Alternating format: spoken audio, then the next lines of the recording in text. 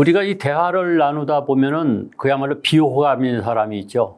그래서 대화의 상대자로서 적절치 못한 경우가 있습니다. 제가 지난번 방송에서 한번 말씀을 드렸는데 토다하는 사람, 말을 가로채는 사람, 깐적거리는 사람 이런 것이 있다고 했는데 그거 외에 오늘 또 이렇게 되면은 정말 비호감이고 좋지 않다는 말씀을 드리려고 합니다. 우선 외우기 쉽도록 제가 공식을 만들었는데 3독, 세 가지 독입니다. 이 세 가지 독을 가지고 있으면 당연히 비호감인 사람이 되고 상대로 하여금 대화 상대자로서 적절치 못한 사람이 됩니다. 외우기 쉽게 3독으로 했습니다. 첫째 독은 뭐냐? 독점하는 사람이요. 어디서 이야기를 나눌 때 말을 독점하는 사람이 있죠. 이 독점하는 사람 보면은 중간에 비집고 들어갈 틈 자체가 없습니다. 그냥 잘잘잘잘 혼자서 계속 떠들죠. 요전에 제가 친구 만나서 대화를 나누는데 와, 이 목소리가요 높낮이도 없어요. 그냥 수평으로 말이죠. 잘잘잘잘잘 어떻게 그렇게 말을 잘하는지 사실 이게 말 잘하는 게 아니지 않습니까? 그런데 하여간 잘잘잘잘 나오는데 중간에 끊고 들어가려고 하는데 얼마나 말을 이어서 하는지 끊을 수가 없더라고요. 그래서 중간에 은근히 화가 나가지고 그냥 말을 하거나 말거나 뚝 끊어버렸어요. 야, 그건 그렇고 말이지 하고서 말을 끊어버렸는데 이게 우리가 수다를 떨더라도 이게 비집고 들어갈 틈을 줘야 되거든요. 그때 그냥 독점해버리는 겁니다. 자기 혼자서 말을 독점하는 거. 이렇게 되면은 좌중에 예를 들어서 네 사람이 있으면은 말이라고 하는 게 1시간 동안 얘기하면은 적어도 각각 25분씩은 떠들도록 말해야 되지 않겠습니까? 그런데 혼자서 대화를 독점하고 있다? 그러면 당연히 비호감입니다. 독점하지 마시라는 거. 첫째 독이죠. 두 번째는 독선입니다. 독선. 고집이 센 사람이 있어요. 고집이 센 사람. 뭐 얘기하면 말이죠. 말이 맥혀 들어가질 않습니다. 그게 아니고 말이야 하고 자기 이야기만 하는 사람이 있어요. 고집이 센 사람. 이거 정말 비호감이죠. 세 번째는요. 독설하는 사람이 있습니다. 독한 얘기하는 사람이요. 그 말을 하더라도요. 아주 독하게 얘기하는 사람이 있어요. 야, 너 뭐 지난번에 이러 했는데 너 아주 나쁜 놈이라면서 뭐 이렇게 아주 독하게 말을 하는 사람이 있어요. 요즘 정치권에 보면은 그런 것을 많이 느끼게 되죠. 독설가들이 의외로 많습니다. 그래서 그런 사람 보면은 어떻습니까? 당연히 비호감이죠. 그래서 이 3독, 독점하지 말고 독선에 빠지지 말고 그리고 독설하지 마라. 이 세 가지를 머릿속에다가 잘 집어넣고 대화를 해야 됩니다. 또 하나는 젊은 세대하고 대화를 나눌 때에 이게 비호감이 될 수가 있습니다. 젊은 세대하고 잘 생각해 보세요. 제가 나이가 많지 않습니까? 그런데 젊은 사람하고 대화를 나눌 때 그 젊은 사람이 나한테 비호감일 경우가 있습니다. 그 젊은 사람이 비호감인 경우는 어떤 경우냐면요. 삐딱한 사람하고 대화하면은 이건 결정타가 됩니다. 그런데 의외로 젊은 사람들 중에는 아주 공손하고 예의 바른 사람도 많이 있습니다만은 왠지 삐딱한 사람이 있어요.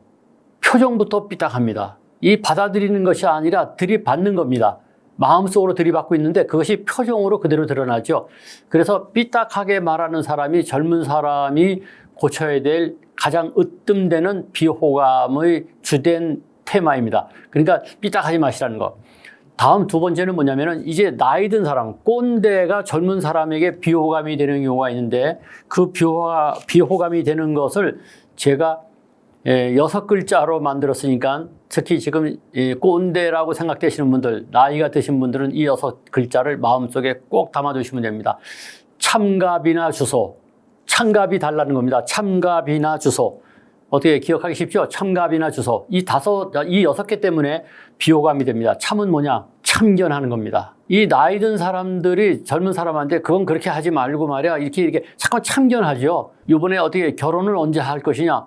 그 결혼은 언제 할 것인지 알아서 뭐 하시겠어요? 그 일종의 참견이죠. 오죽하면은 젊은 사람들이 추석 때 집에 갈 때 또는 설날에 명절에 집에 갈 때 제일 듣기 싫은 것이 너 요즘 어디 결혼 준비하고 있느냐? 이게 제일 기분 나쁘다는 거죠. 참견하는 것 가장 싫습니다. 더구나 가족이 참견하는 건 그렇다 치더라도 우리가 직장에서 상사와 부하 직원하고 있을 때 상사가 쓸데없이 말이죠. 요즘은 뭐 집에 가서 뭐 하고 있어.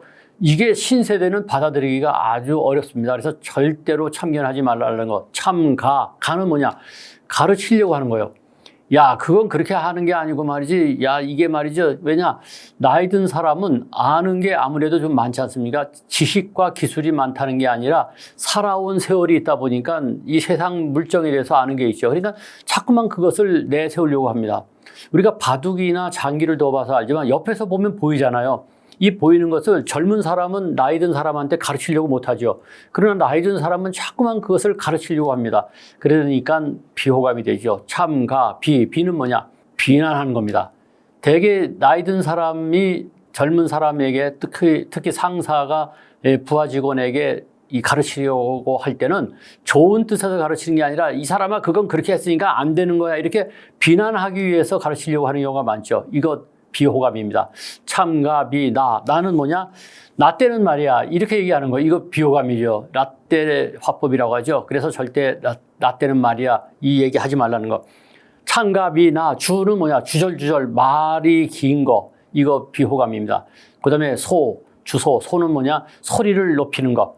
이 참갑이나 주소가 소위 말하는 꼰대의 화법으로서 젊은 사람이 생각할 때 가장 기분 나쁘고 비호감이 되는 화법이라는 거 잊지 마시고 절대 그렇게 해서는 안 됩니다.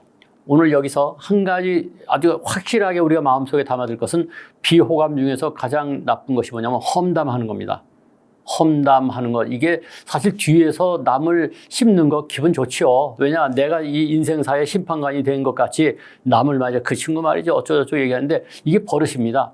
이 버릇을 단칼에 고쳐야 되는데 저는 에이브라함 링컨의 사례를 말씀드리고 싶습니다. 에이브라함 링컨은 아주 위대한 인물인데 그 위대함이라고 하는 게 제가 볼 때는 노예를 해방했기 때문에 위대함이라기보다는 자기를 고친 사람이기 때문에 위대함입니다. 어떻게 고쳤느냐? 젊은 시절에 링컨은요, 남을 비난하고 이게 심판관처럼 얘기했습니다. 비호감이었죠.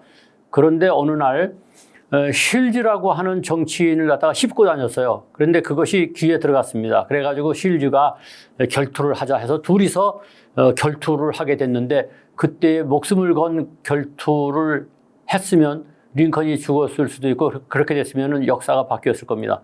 그런데 친구들이 나서가지고 중재하는 바람에 결투가 무산됐죠. 그렇게 됨으로써 링컨이 다시는 남을 씹지 않겠다, 험담하지 않겠다고 결심하고 그 결심을 지켰다는 겁니다. 그래서 링컨이 위대합니다. 링컨은요, 자기를 고친 사람이기 때문에 위대합니다. 링컨은요, 농담도 무지하게 좋아하는 사람이고 화술이 뛰어난 사람입니다. 그런데 대통령이 되자마자 침묵으로 일관했습니다. 처음에 그 기자들이나 국민들이 도대체 무엇을 하려고 하는지 속을 알 수 없을 정도로 침묵할 때는 침묵할 줄 아는 사람이었고 명연설을 할 때는 게티스버그의 연설처럼 명연설을 할 줄 아는 사람이었어요. 다시 말해서 자기를 통제할 수 있는 사람이기 때문에 위대합니다. 따라서 우리는 나 자신이 남에게 비호감인 사람은 아닌가, 남들의 비호감인 것을 잘 보면은 나도 저런 것은 아닌가를 돌아보게 되죠. 그래서 이번에 링컨을 머리에 떠올리면서 나의 비호감인 부분은 없는지를 한번 고쳐보는 것은 어떨까요? 그렇게 함으로써 남들로 하여금 대화 상대자로서 환영받는 사람이 되시기를 바랍니다.